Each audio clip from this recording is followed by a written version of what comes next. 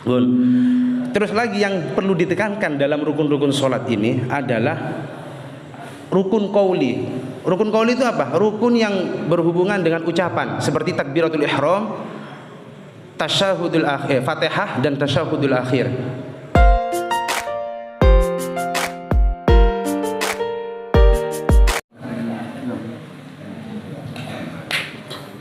Assalamualaikum warahmatullahi wabarakatuh. Waalaikumsalam. Ya hadratul majlis. Alhamdulillahi rabbil alamin wa bihi nasta'in ala umuri dunya waddin. Wassalatu wassalamu ala asyrafil anbiya'i wal mursalin wa ala alihi washabbihi ajma'in. Rabbi shrah li sadri wa yassir li amri wahlul 'uqdatam min lisani yafqahu qawli. Amma ba'du. Yang kami hormati serta kami muliakan para sesepuh, para ustadz, para kiai, para habaib, para jamaah al-muhsinin, wabil khusus kepada sahibul bait Bapak Haji Wakil. Semoga oleh Allah senantiasa diberi selamat dunia akhiratnya, keberkahan hidupnya, keluarganya, dan diberikan keluarga yang sakinah wa rahmah, keturunan soleh solehah. Amin. Dan selalu diberikan panjang umur, barakah, sehat walafiat, dijauhkan dari segala masalah, segala penyakit, hingga akhir hayatnya membawa iman dan Islam, dan selalu mendapat rahmat Allah fid din wa dunya al akhirah. Namun sebelum kita mulai, kami mohon bacaan Al-Fatihah.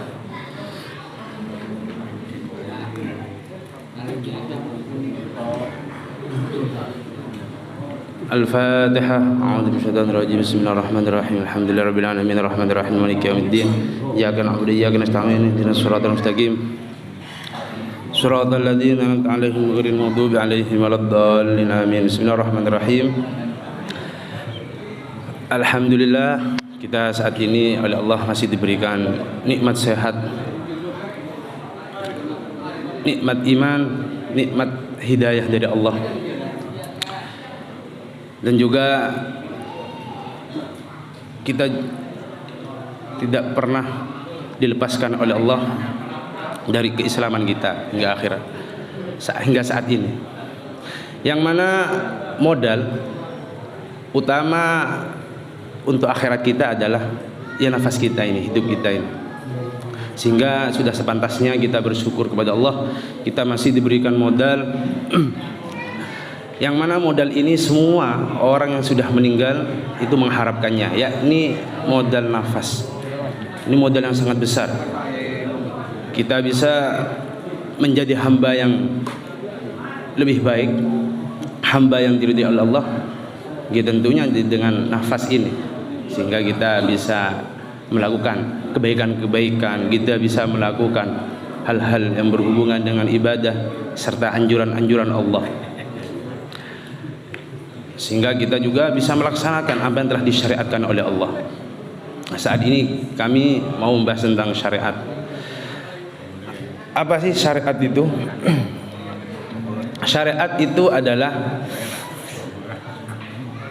kalau diibaratkan, kalau syariat itu adalah apa yang telah dibawa oleh baginda Nabi Muhammad SAW, termasuk habar-habar, termasuk apa yang diperintahkan, apa yang dilarang, sehingga sampai yang berhubungan dengan keimanan.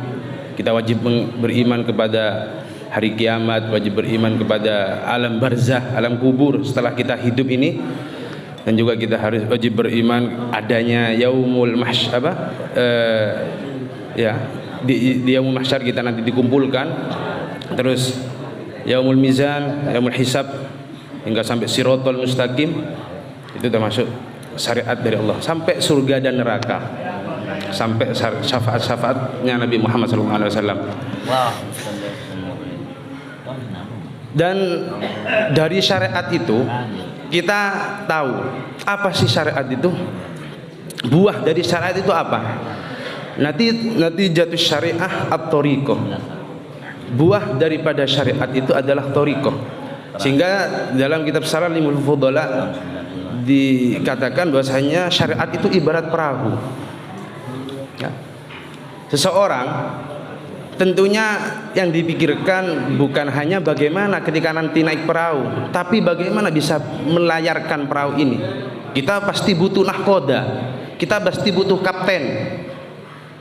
Siapa kapten dan nahkoda itu? Ya para guru-guru kita yang terus menyambung sanadnya sampai Rasulullah Muhammad SAW.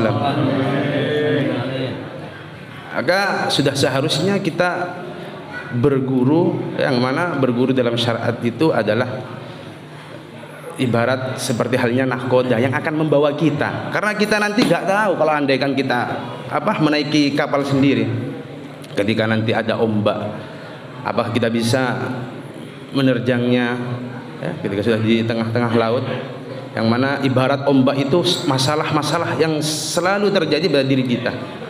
Bahkan diceritakan bahwasanya suatu tempo ada seorang ulama yang mana ingin memberantas orang-orang yang murtad. Sebenarnya bukan murtad, terkena iming-imingan orang Kristen itu di pelosok-pelosok daerah. Ternyata setelah diwawancarai, kenapa kok bisa keluar dari Islam? Kenapa? Padahal dulunya Islam, ada masjid, ada musola gitu. Ternyata gara-gara satu karena memang ekonomi, yang kedua karena memang meninggalkan sholat. Lah, dari meninggalkan sholat kan dia itu karena memang bisa jadi karena tidak ada dorongan dan tidak ada yang menunjukkan bagaimana tata cara sholat yang benar, bagaimana kita senantiasa untuk mengabdi kepada Allah dengan menjalankan perintahnya. Itu mungkin di sana agak ada. Sehingga setelah oleh para ulama itu didatangi, setelah diwawancari, kemudian banyak yang diislamkan lagi, walaupun ada segelintir yang masih tetap masuk Kristen, artinya beda agama. Maka sudah penting sekali kita memiliki guru yang mana sudah jelas-jelas sanadnya sampai menyambung kepada Nabi Agung Muhammad SAW. Di sini kami membahas tentang syariat yang kami ambil dari kitab Safinatun Najah, yakni perahu keselamatan, yang dikarang oleh Habib Salim bin Sumer Al-Hadrami, yang beliau asalnya itu dari Hadramaut, Yaman, kemudian dimakamkan di Betawi, di Jakarta. Kalau ingin ziarah monggo di Jakarta. Yang kitab ini sudah populer ya di pondok pesantren dimanapun berada, di tempat-tempat yang diajarkan oleh para guru-guru kita atau oleh gurunya orang tua kita, sampai dari leluhur kita, mungkin kitab ini sudah familiar kita dengar, yakni kitab Safinatun Najah, yang membahas tentang, kami ambil di sini membahas tentang syarat-syaratnya sholat. Faslun syurutus sholati thamaniyatun. Syaratnya sholat itu ada 8. Taharatul hadatsain, yakni suci dari 2 hadas, hadas kecil dan juga hadas besar. Kalau hadas kecil kita bisa menghilangkannya dengan dengan wudu, atau kalau nggak ada air dengan tayamum. Kalau hadas besar ya kita dengan mandi besar. Lah, dalam mandi besar pun juga ada syarat-syaratnya dan rukun-rukunnya yang harus kita pegang. Yang mana rukun-rukun dari mandi besar itu termasuk membasuh semua anggota yang nampak ya di dalam diri kita ini, kulit yang nampak ya, termasuk yang bedu indal istinja, inda waktil istinja, sesuatu yang nampak ketika kita berak ya, jawab. Ini ya itu harus kita basuh. Artinya kalau orang mau mandi besar juga dianjurkan untuk jongkok. Kemudian wa taharatu anin najasati fi thawbi wal badani wal makan, suci dari najis bajunya, badannya dan tempatnya. Nah, ini juga perlu kita garis bawahi mengenai tentang suci dari najis dalam badan kita. Karena najis itu dirinci bahwasanya ada yang dimakfu, ada yang 4. Ada yang dimakfu ketika najis itu ada di air dan baju, ada yang dimakfu di air saja dan di baju tidak, ada yang dimakfu di baju saja, di air tidak. Dan contoh kecilnya yang dimakfu di dalam air tapi gak dimakfu di dalam baju, karena kita kan menggunakan baju ya, gak menggunakan air sholatnya, yakni adalah mungkin yang ada yang belum kita ketahui mengenai tentang najis bangkai. termasuk hewan-hewan yang tidak ada darahnya. Seperti apa? Semut, bangkainya semut, bangkainya apa? Jangkrik, bangkainya kecoa itu kan hewan-hewan yang enggak ada darahnya. Nyamuk. Andaikan kalau belalang, bangkainya belalang. Sehingga andaikan kita ketika sholat ternyata di baju kita tahu ada bangkainya semut, maka itu sholatnya tidak sah. Kenapa? Karena dia sholat dengan membawa najis yang gak dimakfu dalam baju. Tapi hewan-hewan tadi kalau kena air itu dimakfu. Kemudian wasatrul aurah, kita tutup aurat ya. Mungkin ini maklum, yang perlu kita garis bawahi juga kalau untuk laki-laki ya, semua dari sisi arah termasuk atas kecuali lal asfal, kecuali dari arah bawah. Artinya kalau kita kelihatan aurat kita dari arah bawah, kalau kita umpama enggak katoan ya, atau enggak menggunakan sempak, itu enggak apa-apa. Walaupun kita sholat di atas kaca. Ya, kan tentunya kan kelihatan nanti kalau dari bawah, itu enggak termasuk dari syarat-syaratnya sholat. Yang ditekankan itu ketika kita dari sisi arah kita, arah kanan, samping ya, dari samping kita, dari depan, dari atas, itu perlu diperhatikan. Sehingga biasanya kenapa kita dianjurkan sarungan oleh guru-guru kita dulu, kalau sarungan kalau bisa di atasnya bucel ya, atau di atasnya apa? Pusar. Karena itu untuk mengantisipasi terlihatnya aurat ketika sholat. Termasuk ketika pas kita menggunakan celana, ketika kita sujud itu mohon maaf bingkai belakangnya itu kadang kelihatan. Itu juga perlu kita tekankan. Kemudian wastiqbal kiblah, ini tentu kita sudah maklum ya, untuk menghadap kiblat. Wa dukhulul waqti, dan nunggu masuk waktunya sholat. Artinya enggak boleh kalau kita sholat di luar, sebelum duhur kita sudah sholat duhur, kan enggak sah. Wal ilmu bi fardiyatiha, dan kita juga harus mengetahui fardu-fardunya sholat. Dan juga wa alla ya'taqida fardhan min furudiha sunnatan, kita enggak boleh meyakini fardu itu menjadi sunnah. Apa fardu-fardunya sholat? Fardu sholat itu ada 17. Kalau dalam kitab niki, yakni fardu itu juga dinamakan rukun. Ada 17. Yang pertama niat, yang kedua takbiratul ihram, ketiga berdiri bagi yang mampu dalam sholat fardu. Boleh jenengan duduk ketika sholat sunnah walaupun jenengan mampu untuk berdiri. Artinya ini informasi saja, biar panjenengan ketika melihat orang, loh kamu mampu berdiri kok duduk sholatnya, berarti dia sholat sunnah. Boleh, daripada nggak sholat kan pas ketika malam-malam itu biasanya gitu, lagi malas-malasnya tak sholat lah, walaupun dengan duduk, sholat sunnah maksudnya.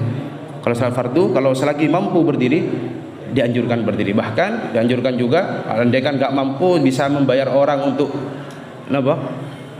untuk membantu melaksanakan rukun-rukun seperti ruku dan sujud, itu dianjurkan juga. Kemudian ar-rabi' qiraatul Fatihah, membaca Al-Fatihah. Yang mana Fatihah ini mungkin kita dari dulu sudah diajarkan oleh orang tua kita, bahkan oleh guru-guru kita. Tasdidnya Fatihah harus kita perhatikan juga, yang mana ada 14. Itu perlu juga kita perhatikan.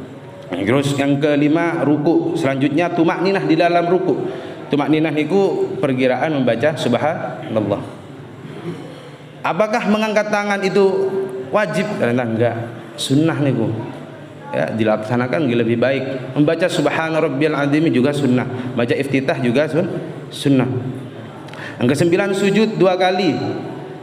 Yang ke-10 tumakninah di dalam sujud. Al-hadi asyara, yang ke-11 adalah duduk di antara 2 sujud ya. Kemudian yang ke-12 tumakninah di dalam duduk di antara 2 sujud. Yang ke-13 tasyahudul akhir, artinya tasyahud awal itu sunnah ya. Tapi tetap kalau kita meninggalkan karena lupa, kita dianjurkan untuk sujud sahwi. Kemudian ke-14 duduk ketika tasyahud akhir. Yang ke-15 salawat kepada Nabi Agung Muhammad sallallahu alaihi wasallam. Untuk kepada keluarganya kita disunahkan. Allah sallallahu alaihi itu disunahkan. Artinya biasanya ini bisa dipraktekkan ketika taraweh. Taraweh kan cepat. Jadi kewajiban tahiyat itu cuma sampai Allahumma shalli ala sayyidina Muhammad, sampai ini saja kewajiban dalam tahiyat. Selanjutnya wa ala ali sayyidina Muhammad kama shallaita ala sayyidina Ibrahim itu sampai sunnah. Jadi ini takut gak nutut gitu, cukup sampai sana terus ikut salam. Ya ingin diselesaikan monggo. Kemudian yang ke-16 adalah salam. Yang ke-17 tertib. Kalau di dalam kitab Fathul Qorib itu juga memasukkan kewajiban niat keluar dari sholat, tapi itu diperkhilafkan. Terus lagi yang perlu ditekankan dalam rukun-rukun sholat ini adalah rukun qauli. Rukun qauli itu apa? Rukun yang berhubungan dengan ucapan seperti takbiratul ihram, tasyahudul akhir, Fatihah dan tasyahudul akhir. Selain itu sunnah, jenengan membaca surat-surat pendek itu sunnah. Jenengan membaca subhana rabbiyal azimi, membaca subhana rabbiyal a'la, rabbi firli warhamni, itu sunnah semua. Artinya dilakukan langkung saya lebih baik. Enggak dilakukan monggo. Cuman yang perlu ditekankan adalah ternyata dalam rukun qauli itu wajib kita mendengar dari bacaan kita sendiri. Artinya harus membaca sekalipun kita itu menjadi makmum. Maksudnya bagaimana? Kan setahu kita makmum itu Fatihahnya ditanggung oleh imam. Nggih memang. Tapi bukan berarti terus kita lepas untuk tidak membaca Fatihah. Bukan. Tetap kita itu wajib membaca Al-Fatihah. Yang mana syaratnya membaca Fatihah itu harus kita itu bisa mendengarkan bacaan kita sendiri dalam keadaan normal. Telinga kita normal, tidak ada acara kegaduhan di lingkungan kita, nggak ada rame-rame di lingkungan kita. Artinya umpama ada salon yang suaranya keras, terus kita harus kasihkan, enggak, minimal pokoknya dalam keadaan normal kita baca Fatihah, telinga kita terdengar. Terus takbiratul ihram pun juga gitu. Sehingga hal-hal sunnah yang lain itu juga untuk bisa mendapatkan kesunahannya ya harus kita baca juga seperti subhana rabbiyal azimi. Bukan dalam hati, ya, harus ada taharrukul lisan, pergerakan lisan dan dibarengi dengan telinga kita mendengarnya, minimal telinga kita mendengarnya. Kenapa kok saya menekankan perihal tentang sholat? Karena Rasulullah sendiri itu mengajarkan kepada diri kita. Beliau itu kana idza hammahu amrun badaru ila sholah. Rasulullah niku ketika sedang mendapatkan keruwetan masalah keluarga, masalah dengan sahabat, masalah dengan orang kafir, masalah dengan siapapun, Rasulullah itu yang ada dalam pikirannya itu adalah sholat, sehingga beliau langsung bergegas sholat. Kalau kita kalau umpama lagi ya, sedang mungkin memikir ada masalah keruwetan di rumah, yang dipikirkan apa? Mungkin langsung giras atau warung kopi ya. Buatan. Ya mungkin sholat mungkin juga ya. Rasulullah gitu. Setiap masalah itu beliau cara menyelesaikannya dengan sholat. Badaru ila sholah. Dan ternyata dalam syariat pun, dalam sunnah, dalam syariat itu Allah mengajarkan kalau kita sedang dilanda suatu masalah, kalau kita sedang dilanda satu masalah di daerah kita, di mana daerah kita itu tidak ada air sama sekali, tandus, solusinya apa? Solusi yang paling tepat adalah sholat istisqa. Artinya masalah yang besar seperti itu Allah menganjurkan untuk kita untuk sholat, apalagi cuma masalah kita yang sepele. Maka sudah seharusnya kita memperhatikan sholat kita, tentunya yang wajib, yang wajib. Mungkin dari yang kami sampaikan, apabila banyak salah kurangnya mohon maaf sebesar-besarnya. Akhirul qouli, assalamualaikum warahmatullahi wabarakatuh.